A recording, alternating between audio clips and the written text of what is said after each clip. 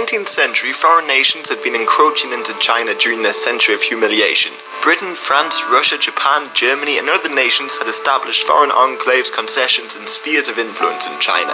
The Chinese didn't welcome the foreigners and modernization and religion that they brought with them. In response, the men from Shandong banded together in 1898 and formed the Righteous and Harmonious Society. They claimed spirit possessions made them invincible and would impress locals by putting on performances and displaying their martial arts skills, for which they earned their nickname, Boxers. Between 100,000 and 300,000 men, who were mainly young and unemployed, would join the Boxers during the uprising. Violence erupted in the late 1890s. Boxers and similar groups attacked churches and missionaries. Shortly afterwards, a small group of Boxers clashed with the Qing dynasty forces.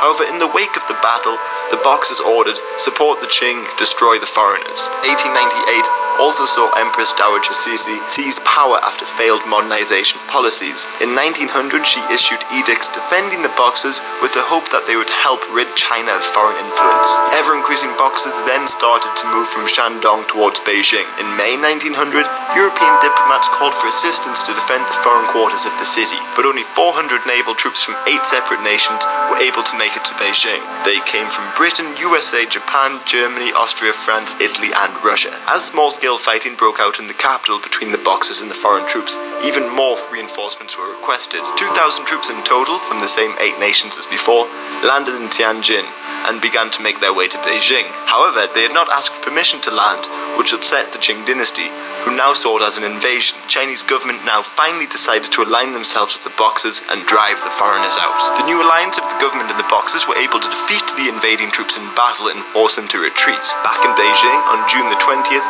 the siege of the legation quarters officially began. The legation quarters were located right next to the Forbidden City, where the Empress Dowager lived. Inside, only around 400 troops protected 400 foreign civilians and 3,000 Chinese Christians. Although the Chinese had tens of thousands of men at their disposal, they first tried to burn the defenders out. Then, their small assaults were fended off. Meanwhile, in the north, 100,000 Russian troops moved into Manchuria. They crushed the Boxers who had been harassing the construction of the Russian railway line in the region, and within a couple months, they occupied all of Manchuria.